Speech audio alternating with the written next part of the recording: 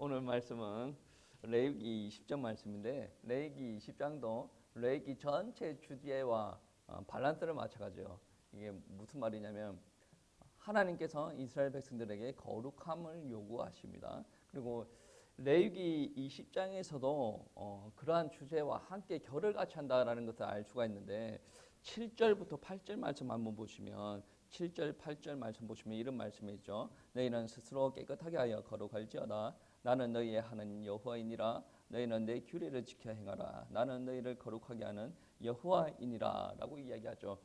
두 줄의 말씀인데 그냥 이 레위기서의 전체의 주제를 이야기하는 거죠. 나 여호와가 거룩하니 내 백성 이스라엘 너희도 거룩하여지라 라고 이야기하는 거죠. 이거는 그냥 율법적으로 윤리적으로 살아라라는 개념이 아닙니다. 왜냐하면 우리가 하나님의 백성을 되었다, 하나님의 백성이 되었다라고 하면 하나님을 경험하는 거야.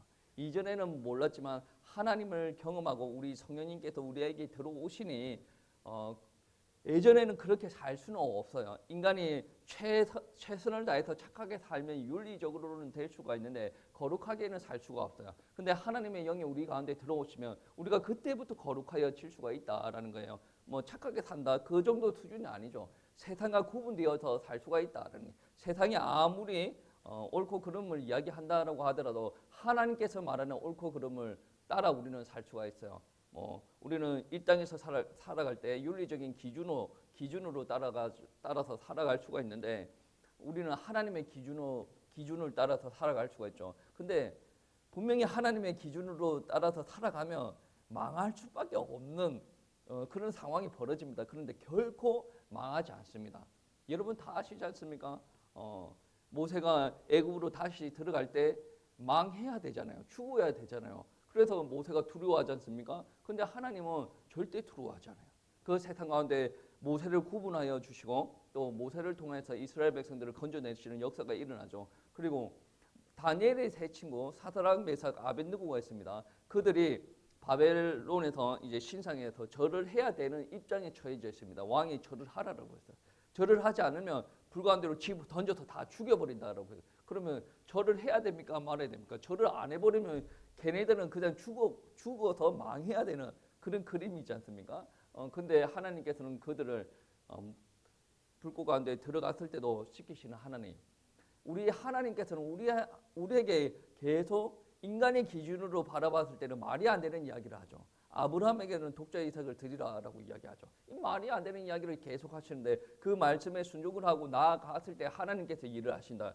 이게 단순히 착하게 살아라라는 말이 아니라 하나님께서 말씀하시는 것을 지켜 세상과 구분되게 살아라. 왜 구분되게 살아라라고 하냐면 세상에서 원하는 이런 그림은 하나님께서 싫어하는 겁니다. 그래서 그것과 구분되어서 하나님께서 원하시는 삶을 살아라라고 이야기하죠. 그래서 오늘 본문 말씀에서는 크게 세 가지 죄를 이야기합니다. 하나님께서 원하시는 거룩함을 유지하기 위해서 우리 하나님의 백성들은 세 가지를 지키고 살아야 됩니다. 근데 세 가지를 지키지 않으면 구약 시대에는 반드시 죽여라 라고 이야기하고 있죠. 첫 번째 이야기가 그겁니다. 몰렉 숭배입니다. 간단히 다르게 이야기하면 우상 숭배가 되어지는데 2절 말씀 우리 다 같이 한번 보시겠습니다. 2절 말씀. 너는 이스라엘 자손에게 또 이르라. 그가 이스라엘 자손이든지 이스라엘에 거류하는 거류민이든지 그의 자식을 몰렉에게 주면 반드시 죽이되 그 지방 사람들이 돌로 칠 것이요. 5절 말씀에 그런 또 3절, 4절 그런 말씀이 있는데 5절 말씀 한번 보겠습니다. 내가 그 사람과 그의 권속에게 진노하여 그와 그를 본받아 몰렉을 엄란하게 섬기는 모든 사람을 그들의 백성 중에서 끊으리라 라고 이야기합니다. 백성 중에서 끊어야 마땅한, 죽어 마땅한 죄가 뭐냐? 몰렉 숭배라는 거예요. 몰렉은 뭐 고대 근동에서 일어나는 우상 숭배 중에 하나인데, 이스라엘 백성들에게 영향을 주고 그 몰렉 숭배를 이스라엘 백성도 하였다라는 겁니다. 어떤 우상이냐면 머리는 소입니다. 머리는 소고 몸은 사람, 청동으로 만든 우상입니다. 그리고 이 우상에 보면 이제 손을 쭉 뻗어가지고 내민 그런 우상이에요. 그러니까 몰렉 숭배하는 사람은 어떻게 숭배했냐면 자기의 장녀 아니면 장남을 몰렉에게 바칩니다. 어떻게 바치면 손을 내밀고 있죠. 손 내밀고 있는데 자기 장녀랑 장남을 앞에 바쳐요. 바치고 나서 어떤 일들이 일어나냐면 자기 자녀들을 몰래에게 바치고 나서 불에 태워 죽입니다. 애가 막 고함을 치고 비명을 지르고 온몸을 뒤틀고 막 그래도 그냥 죽여. 그리고 약간 뭐 좀 죽이고 나서 좀 남아 있지 않습니까? 그거를 쓰레기 태우듯이 막 태워버립니다. 이게 인간이 할 수 있는 일입니까? 절대로 할 수가 없어요. 엄청 비인간적이고 잔인한 부분들이 그 안에 들어가 있다라는 말씀입니다. 하나님께서 이거를 싫어하십니다. 왜 싫어하십니까? 이거는 하나님께서 처음부터 이런 장면들을 원하지 않으십니다. 근데 이거를 누가 원하냐면 이방인들이 원하는 거예요. 이방 숭배하는 사람들이 이러한 잔인한 장면들을 원하는 거예요. 그러니까 세상에서 원하는 장면들이에요. 하나님이 아니라 악한 영들이 잡고 있는 사람들이 그러한 부분들을 원한다라는 거예요. 그러니까 하나님께서 난 그거 원하지 않아. 왜 자식을 그렇게 삶아가지고 죽여? 원하지 않습니다. 그러니까 하나님께서 이렇게 몰래에게 자식을 드리는 이들을 그저 잡아 죽여라. 돌로 쳐 죽여라. 그렇게 이야기하는 부분들입니다. 여러분, 왜 이렇게 자기 자녀들을 불에 태워 죽이겠습니까? 이유가 있지 않겠습니까? 장남 하나 잡아 죽이면 여기 장남 있고 저기도 장남 있고 없네 또. 그래서 말을 안 듣나? 장남이 아니라서 장남 안 했고 저기도 장남이 안 했는데 장남을 딱히 몰래게 바쳤어요. 얘를 바치고 나면 남아있는 가족들 잘 살게 되어진다는 거죠.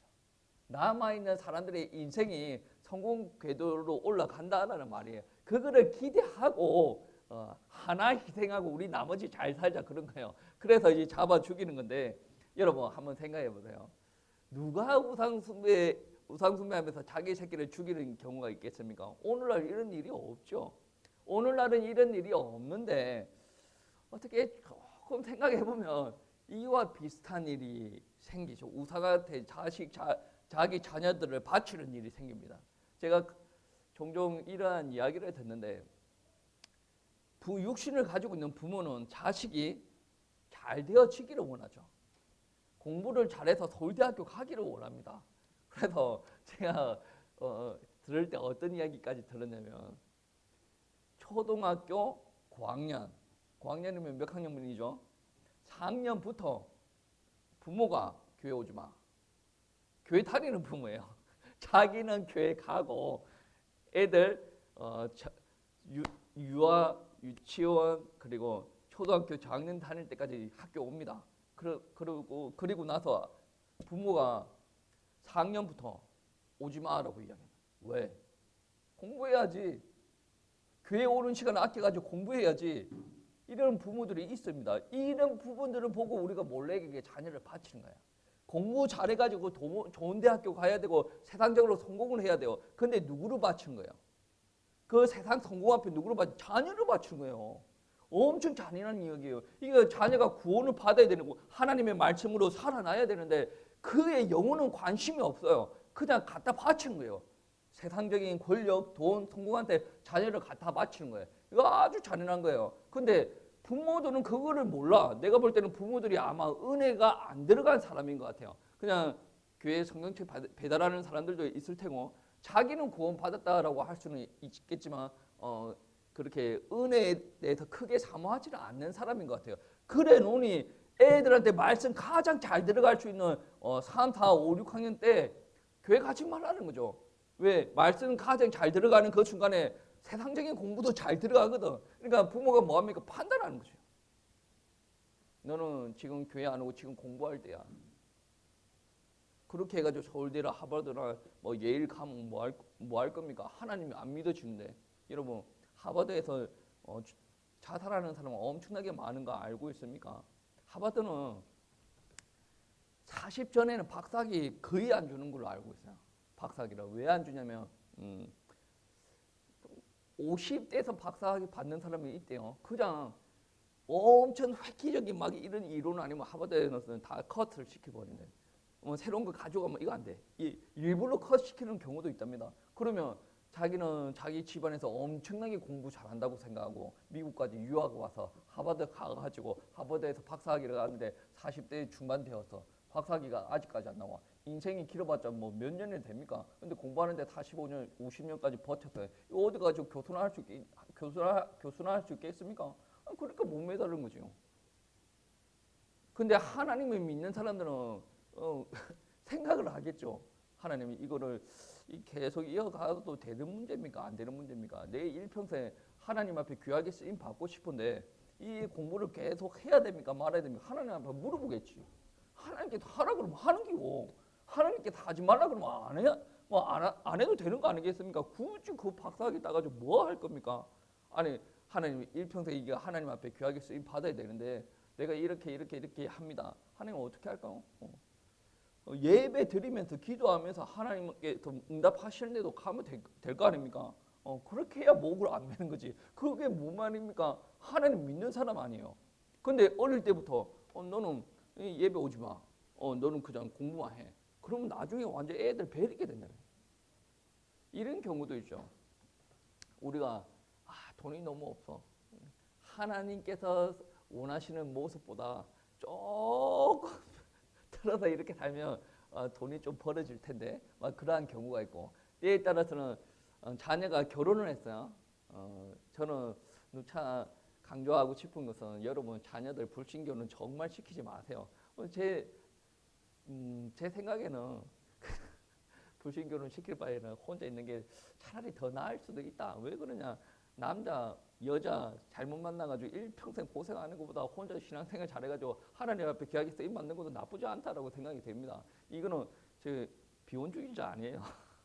차라리 나쁜 안 믿는 악한 배우자를 만나가지고 쇠가 빠지고 고생하는 것보다 하나님 앞에 내가 쓰임 받는 게 낫다. 그런 이야기에서 이야기하는 거고 결혼시켜야 돼요. 결혼시켜야 되는데 안 믿는 자녀에게 결혼시키면 어떤 일들이 일어나냐면 안 믿는 배우자랑 결혼하게 되면 그 배우자가 내가 신앙생활하는 거 못 받아줘요. 기분 나쁘게 한단 말이에요. 여러분 한번 가정에서 가정생활 한번 해보세요. 뭐 설거지 한번 해주세요. 그래 설거지 한번 안 했어요. 그 뭐라고 이야기 안 하겠습니까? 그런데 교회까지 간다. 주일에 오전 오후 간다. 그럼 완전히 열 받는 거죠. 여자 입장에서 쉬는 날이 주일날 하루인데 그거를 교회 가니? 그럼 아내가 뭐라고 하겠어? 너 설거지 하기 싫어서 가지. 집안 청소하기 싫어서 가지. 애 보기 싫어서 가지. 완전히 이 사고 자체가 다른 거예요. 아니 나는 일주일 내내 예배 드릴 수가 없어가지고 깝깝해가지고 어쩔 수 없이 주일 하루 하나님 앞에 예배 드리고 하나님께 회복되어지려고 하는데 이거를 이해를 못한다니까. 뭐 남녀가 바뀌어도 어쩔 수 없어요. 그러니까 서로 갈등이 일어날 수밖에 없어. 그러면 이제 배우자가 뭐 우상 숭배하는 집이다 그러면 가가지고 그렇게 해야 되죠. 안 하면 어떻게 되면 또 갈등이 일어납니다. 그럼 부모가 뭐라고 하겠습니까? 야 적당하게 해. 네 믿잖아. 믿으면 구원받고 천국 가는 거 맞는 거 아니야. 절대하게 맞춰서 가. 왜 그거 뭐 유달실이 신앙생활 한다고 그렇게 싸워. 아니 그 신앙집에 가가지고 우상숭배 좀 하면 좀 전부쳐주고 같이 옆에 좀 발라드 맞춰주고 하면 되잖아. 근데 네가 뭐 믿음이 그렇게 좋다고 네가 순교할 거냐? 적당하게 믿음 맞춰주면 될 거 아니야. 이게 뭡니까? 자식을 잡아먹는 행위네. 이런 일이 일어날까봐 우리 자녀들이 믿음이 지금 상태에서는 믿음이 없다라고 할지라도 불신교는 시키지 말라는 거죠. 엄청나게 숨이 턱턱 막히고 말이 안 통하는 말인 것 같죠. 하나님께서 여러분 볼 때 여러분 보고 말이 안 통한다 그래요. 얼마나 내가 너한테 준 은혜가 많은데 어떻게 나를 안 믿는 애들이랑 결혼 안 하고 왜 이방신들한테 굽신거리는 걔네들한테 가서 하냐. 이게 바로 구분이 안 되어지는 거예요. 왜? 나는 지금 하나님을 믿어요. 그러면 하나님을 믿으면 구분이 되어진 사람 아니에요. 구분되어진 사람은 누구를 찾는 거 아십니까? 구분되어진 사람을 찾습니다. 구분이 되어지고 나서 세상적인 애가 너무 예뻐. 성격도 너무 좋아. 나한테 너무 잘해줘. 그럼 갑니까? 절대로 그런 일이 없어요. 내가 어중간하게 구분되어졌을 때 그런 일들이 일어나죠. 확실히 구분되어졌으면 걔를 끊어버려요. 그래서 우리는 부모들은 자식들을 이방신들한테 맡기고 자식 죽이는 일을 하지 말고 여러분이 지금 기도하셔야 됩니다. 몰래 앞에서 자식을 그냥 바치는 이런 일을 하지 마시기 바랍니다. 여러분 하나님께서 이거를 왜 싫어하는 줄 아십니까? 이러한 행동을 하는 모습들, 그러한 행동까지 이어지는 사고, 정신체계 안에 뭐가 들어가 있냐면 이방인들이 선호하는 습관들이 들어가 있단 말이에요. 하나님께서 요구하시는 것은 이방인들이 하는 습관들을 따라가는 것이 아니라 하나님께서 명령하시는 것을 따라가는 거룩한 모습이 우리들 가운데 회복되시기를 원한다라는 말씀입니다. 여러분 이거 우상 숭배한다? 잡아 죽이라 라고 이야기하죠. 두 번째 죽이는 게 뭐가 있냐면 접신자를 따르는 죄를 잡아 죽이라 라고 합니다. 6절 말씀 우리 다 같이 한번 보시겠습니다. 6절, 20절, 6절, 7절, 6절, 7절 우리 한번 보시겠습니다. 합독하시겠습니다. 접신한 자와 박수무당을 음란하게 따르는 자에게는 내가 진노하여 그의 이름 끊으리니 너희는 스스로 깨끗하게 하여 거룩할지어다. 나는 너희의 하나님 여호와이니라. 아멘. 접신자는 누굽니까? 간단하게 이야기해서 하나님을 안 믿는 사람들은 귀신이 있다라고 봐야 되는데 여기서 이야기하는 접신자는 여러분 알죠? 귀신 받은 무당. 철학으로 이렇게 하는 무당 아니고 정말 귀신을 받아가지고 하는 무당. 박성무당도 그러한 무당이죠. 그러한 무당한테 가서 따르지 말아라라고 이야기를 하죠. 하나님을 믿는다라고 하는 그 사람은 믿지 않는 거예요. 여러분 하나님을 믿는다라고 개인이 주장을 하는 거지 하나님 절대로 믿지 않는 거예요. 하나님 믿으면 그러한 일들을 할 수가 없어요. 왜? 하나님께서 인도하실 것을 절대적으로 믿기 때문에. 근데 하나님을 믿는다라고 하는 목사님들, 장로님들, 권사님들 중에서도 서울에 그런 데가 많이 있대요. 뭐 어디 큰 무당집에 가가지고 갔는데 이제 집사님이 권사님 만나고 뭐 장로님 만나고 그런 일이 종종 있대요. 간혹 너무 힘들어서 찾아가는 경우는 있겠지만 하나님을 믿는 사람들은 그런 데 얼씬도 하지 않습니다. 왜? 자기네들의 미래가 불안정하고 미래가 불안하니까 어디로 찾아갑니까? 자신의 미래에 대해서 대신 이야기해 줄 귀신 든 자를 찾아가지 않습니까? 목사님이 시원하게 이야기 안 해주거든. 목사님이 왜 시원하게 이야기해 주겠습니까? 오히려 그런 것들이 잘못 이어질 수도 있는 건데 여러분 믿음이라는 것은 무엇이냐면 히브리서 11장 1절 말씀에 믿음은 바라는 것들의 실상이요 보이지 않는 것들의 증거다라고 이야기합니다. 믿음은 여러분의 비전을 바라보고 나아가야 되는 거예요. 그리고 보이지 않더라도 여러분 자꾸 나아가는 겁니다. 여러분 한번 생각 한번 해보세요. 모세에게 애굽에 들어가라라고 말씀하셨어요. 이거 자살행위입니까? 자살행위가 아니에요. 자살행위예요. 그리고 하나님께서 뭐라고 이야기하시냐면 그 애굽 땅에서 내 백성 이스라엘을 건져내라라고 이야기하는데 이 말도 안 되는 소리를 하나님께서 모세에게 하셨어요. 말이 됩니까? 안 됩니까?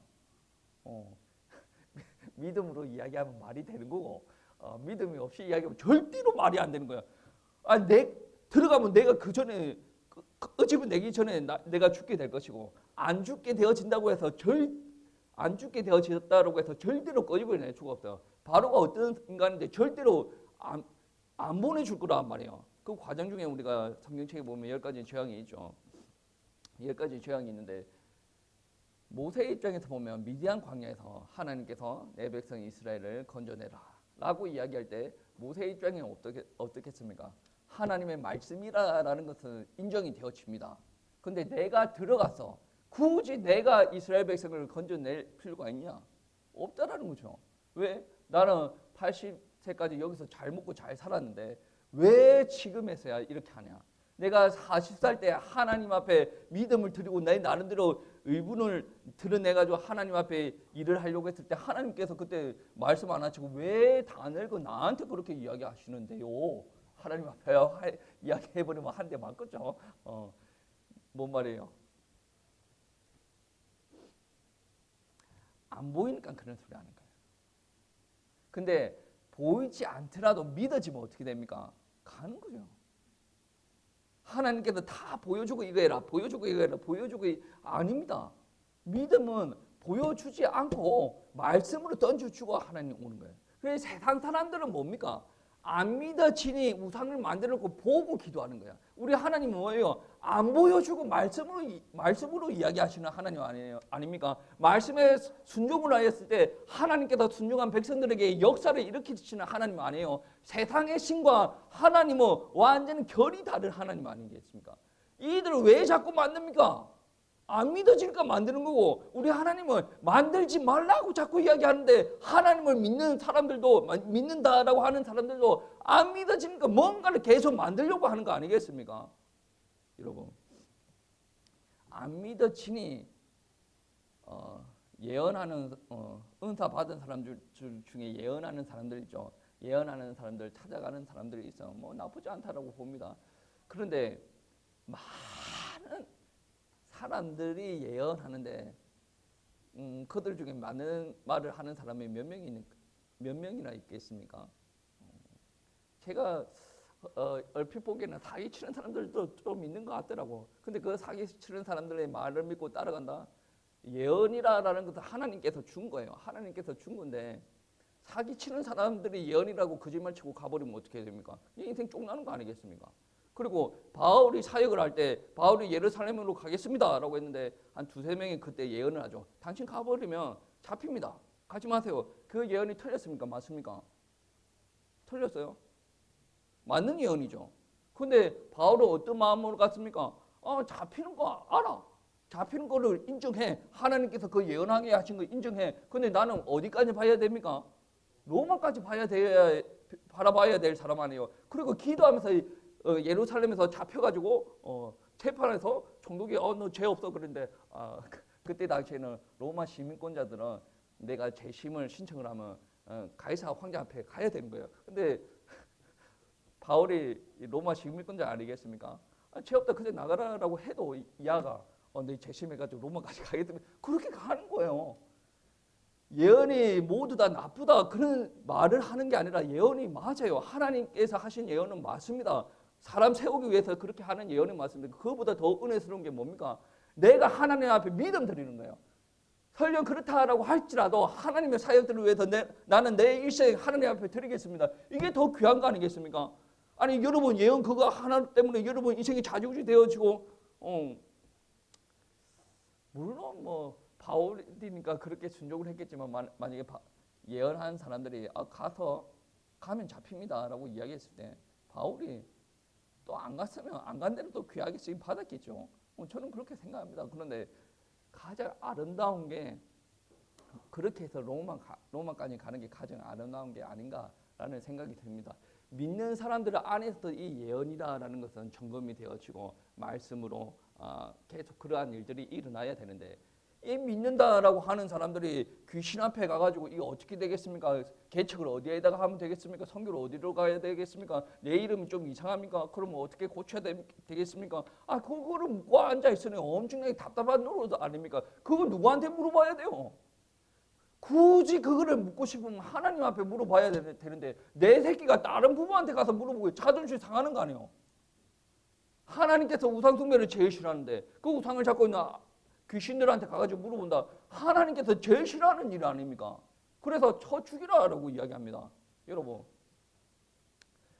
여러분 너무 힘들거든. 그냥 하나님 앞에 와가지고 예배드리고 머리 숙이고 기도하고 있으세요. 그것보다 그 귀신들한테 가서 물어보는 것보다 100배 낫습니다. 여러분 지금 내일 당장 어떤 일들이 일어나는지 몰라가지고 불안할 수도 있습니다.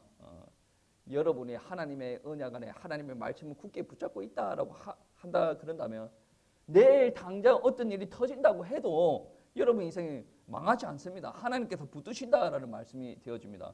믿으세요. 믿어야 돼요. 안 믿으십니까? 믿으세요. 그리고 세 번째 죽여야 되는 죄가 뭐냐면 부모 공경하지 않는 애들. 9절 말씀 한번 보시겠어요? 9절 한번 찾아보겠습니다. 9절 20장 9절 우리 다 같이 합독하시겠습니다. 만일 누구든지 자기의 아버지나 어머니를 저주하는 자는 반드시 죽을지니 그가 자기의 아버지나 어머니를 저주하였은즉 그의 피가 자기에게로 돌아가리라 라고 피가 돌아간다 죽인다라는 말이 되어지는데 여러분 아직까지 존속 살인이 있습니까? 있죠. 존속살인이라는 개념이 뭐냐면 제가 다른 사람들을 죽이는 것보다 제가 저희 부모님을 죽이는 것을 더 형을 가중하여서 처벌한다라는 거예요. 이거는 뭐 사람의 일륜적인 부분들이 다 속하여져 있는 부분입니다. 요즘에 이게 너무나도 무너져 있지 않습니까? 영화를 보더라도 뉴스를 보더라도 부모를 잡아 죽이고 부모를 폭행하고 이런 부분들이 너무 서스럼없이 공개가 되어 이게 일상화가 되어져 있다라는 거예요. 내가 내 부모를 욕하고 함부로 저주하는 것들이 일상이 되어져 있다라는 거예요. 근데 하나님께서는 이거를 원하지 않는다. 이 부모를 저주하는 이 종자들을 하나님께서 그 피값을 내게로 돌리신다. 엄청나게 무서운 죄예요. 여러분 부모한테 저 인간 저거 막 이렇게 이야기하고 싶어도 여러분 하나님의 말씀을 기억하십시오. 하나님께서는 부모를 잘 공경하는 착한 옥경군을 만들고 싶어 하는 게 아니에요. 하나님 법 안에서 하나님 법 따라 살아가는 사람들을 만들고자 하는 거예요. 왜냐하면 내가 하늘에서 뚝 떨어졌습니까? 아니죠. 내가 혼자 커가지고 내가 알아서 하나님을 믿었습니까? 아니죠. 내가 이 땅에서 날 때는 부모라는 존재가 반드시 필요합니다. 내가 이 땅에서 하나님을 알아가기 위해서는 부모가 하나님을 믿고 있을 때 내가 그만큼 쉽게 하나님을 접할 수가 있고 하나님을 경험할 수가 있는 거예요. 그리고 하나님의 법은 내가 부모를 순종하라라고 말씀하시죠. 그 순종을 통해서 나중에 무엇까지 배웁니까? 하나님 앞에 순종하는 걸 배웁니다. 요즘 애들 중에 그런 게 있죠. 자식이 한둘이다 보니까 그러한 경우들이 많은 것 같은데 요즘에 뉴스 나오는 거 보니까 선생님들이 담임을 안 하려고 하네. 1년에 담임이 뉴스에 나온 거예요. 1년에 담임이 3-4명씩 바뀌어요. 심각해요. 왜? 학부모들이 워낙 전화를 많이 오는데 저번에 또 어느 뉴스를 보니까 피아노 학원 선생님이에요. 피아노 학원 선생님인데 자기 딸이 피아노 학원에서 혼났다고 해가지고 학부모가 제가 볼 때 정신 나가는 엄마인 것 같은데 그 학부모가 피아노 학원까지 찾아와가지고 무릎 꿇어 그렇게 난동을 부리고 수업이 진행이 안 되게 하니까 그 피아노 학원 원장이 무릎 꿇어 빌었다는 거예요. 그거를 보고 애들은 뭐를 배우겠어요? 정상적인 배우겠어요? 사회적인 질서를 배우겠습니까? 사람들과의 관계를 형성하는 거, 정상적인 관계를 만들어가는 거 배우겠습니까? 절대로 못 배우지. 그런 애들이 사회 나오면 이상한 애들 되는 거라니까. 차라리 애를 패는 게 나아. 저는 그렇게 생각합니다. 여기서 패는 것은 회초리로 양육을 한다. 가혹행위를 한다라는 개념이 아니에요. 잘못한 게 있으면 회초리로 양육하는 애들이 정말 사람 같은 짓을 하고 돌아다닐 수가 있어요. 그런데 피아노 학원 치는데 좀 해 그랬다고 막 그 애가 뭐를 집어 던졌는가 봐. 그래 막 그 소리를 쳐가지고 다시 해 했는데 연필 같은 거로 피아노 금반을 막 낙서하고 막 그렇게 했는가 봐요. 그랬다고 자기 새끼 귀한 새끼 하나밖에 없는 새끼 그렇게 잡았다고 고래고래 피아노 학원까지 가가지고 그렇게 참 정신 없는 부모죠. 그런 부모 밑에서 크면 그 자녀들은 어른 공경하는 거 모릅니다. 부모 공경할 것 같죠? 절대 공경하지 않습니다. 부모가 먼저 공경하는 모습을 보여줘야 돼요. 그리고 내 설화에 있을 때 내 아이가 어른들을 공경하는 모습을 심어줘야 돼. 이거는 부모가 해야 될 의무 중에 하나이기도 합니다. 그래서 여러분에게 여러분 자녀들을 맡겨놓은 거 아니에요. 그냥 예쁘다고 쭉쭉 빨고만 앉아있으면 여러분 자녀들 세상 말로 돈 안 되게 됩니다. 자녀 입장에서 바라봤을 때 하나님께서 그들에게 요구하는 게 뭐냐? 부모를 공경하라. 여러분 다 아시죠? 하나님께서 10계명을 주는데 1계명에서 4계명까지는 하나님과 관계된 것들. 그리고 5계명에서 10계명까지는 사람들 간의 이웃과 관계된 것들. 그 5계명 그 사람들과 관계된 계명 중에 제일 첫 계명이 뭡니까? 내 부모를 공경하라라는 거 아니겠습니까? 아니 에베소서 6장 말씀에서도 이런 말씀이 있습니다. 내 부모를 공경하라. 그 말에 이제 공경하고 말씀에 다 따라 순종을 하라.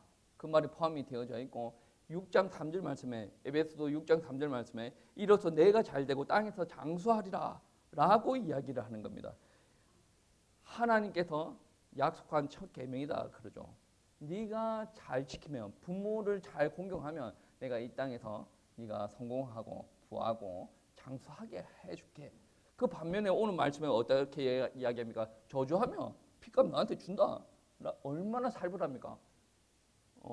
여러분 이 말은 저주하는 것 자체가 하나님께서 여러분에게 요구하는 게 아니란 말이에요. 아니 내 부모가 나한테 이렇게 함부로 했는데요.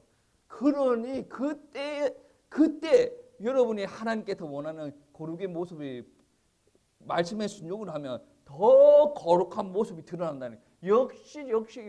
역시 예수 믿는 것들을 다르구나라고 이야기하지 않습니까? 저는 저희 부모님을 100점짜리라고 생각하지 않는데 그래도 존경합니다. 그리고 저희 부모님을 보면 이제 조부모님들, 할머니, 할아버지들을 저희 부모님들이 많이 모셨어요. 안 모셔도 되는 입장인데도 모셨어요. 근데 그게 너무 은혜스러운 거예요. 제 입장에서 은혜스러워요. 부모님은 고통스러운 일은 모르겠는데 저는 그거를 보고 참 감사하다. 이런 부모님이 둬서 참 감사하다라는 생각이 들어집니다. 그리고 나서 저희 전도사님은 예수 믿는다고 해서 저 시가집에서 막 안 좋아하고 막 그런 부분들이 있었어요. 뭐 잘못했으니까 안 좋아하겠지. 이렇게 편하게 생각하십시다. 그렇게 하는데 나중에 이제 결국에 모시는 사람이 누구였어요? 예수생기 며느리 아니겠습니까? 그거를 통해서 누가 영광 받습니까? 역시 예수 믿는 것들은 다르다. 뭐 이렇게 비아냥거릴 수도 있는데 그런 말미암아 우리 하는 모습들로 말미암아 하나님께서 이름 높임을 받으신다라는 말씀입니다. 여러분은 계속 여러분을 변증하려고 이게 여러분 상황을 변론하려고 하지 마세요. 왜 그러냐? 다 압니다. 내 상황에 그런 것도 알고 여러분 상황도 그런 것도 압니다. 그런데 그런 것들 다 아는데 하나님께서 무엇을 하라고 합니까? 말씀에 순종하라고 하죠. 하나님께서 순종하라고 하는데 거기다가 자꾸 이렇건 저렇건 이야기하면 되어지지 않죠. 하나님께서 너 부모한테 불순종해서 나 너 조조할 건데 아니 하나님 우리 엄마 아빠는 나한테 이렇게 하고 가혹행위하고 나를 그렇게 때리고 나한테 어떻게 때린 줄 아세요? 그거 상관은 없어요. 상관이 없어. 부모가 나한테 어떻게 했는가 상관이 없단 말이에요. 여기에서는 그런 이야기가 없어요. 여기서는 단서가 없어요. 네 부모가 나한테 잘했기 때문에 너한테 그렇게 하라라는 개념이 없어요. 어떻게 말하면 근원적인 부분들을 이야기하면 그런 부모를 여러분한테 붙여준 이가 누굽니까? 하나님이에요. 그러면 여러분 부모한테 쌍욕을 하고 있다 그러면 근원적으로 누구한테 삿대질을 하는 겁니까? 하나님 앞에 삿대질을 하는 거예요. 하나님의 주권을 빨리 인정하는 게 여러분 인생의 편인 길이에요. 여러분 영적으로 성숙하는 길이단 말이에요. 하나님께서 그렇게 하셨구나 인정하냐면 요셉이 애굽에서 총리가 되어지고 나서 형들이 왔어요. 그때 뭐라고 합니까? 너 한번 죽어볼래라고 이야기합니까? 중후심에 타서? 아닙니다. 뭐라고 합니까? 당신이 나를 파는 게 아니라 하나님께서 여러분보다 앞서 나를 보내주셨다.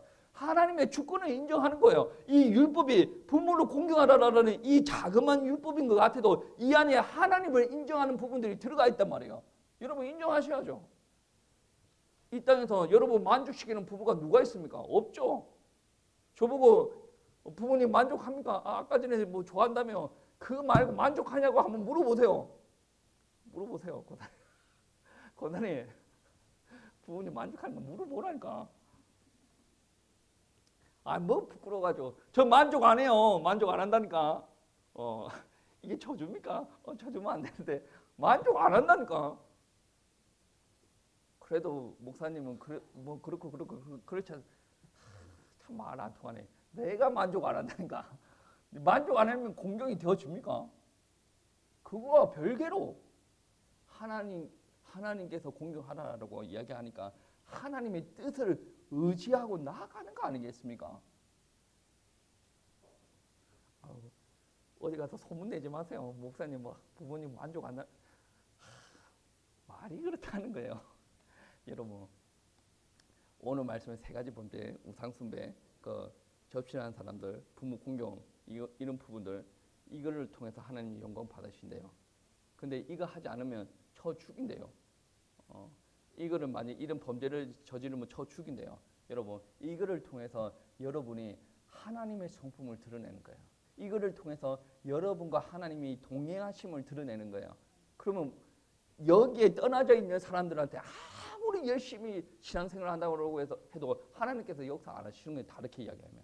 근데 어리숙하게 바보처럼 오늘 말씀처럼 이렇게 따라간단 말이에요. 이때 하나님께서 역사하시는 거예요. 그래서 거룩이다라는 것은 착하고 뭐 깨끗하고 뭐 그런 것처럼 보이죠. 그런 개념과 또 다릅니다. 거룩이다라는 것이 임했다는 것은 하나님께서 나와 함께 하시는 거예요. 그 안에 뭐가 있습니까? 능력이 있는 거예요. 여러분, 금식 40일 금식 기도하면서 하나님 나 이거 해주세요. 그것보다 오늘 말씀 이거 순종하는 게 100배 응답 오는 게 빠릅니다. 말씀에 순종하시고 또 한 주 동안 승리하시기를 축복합니다.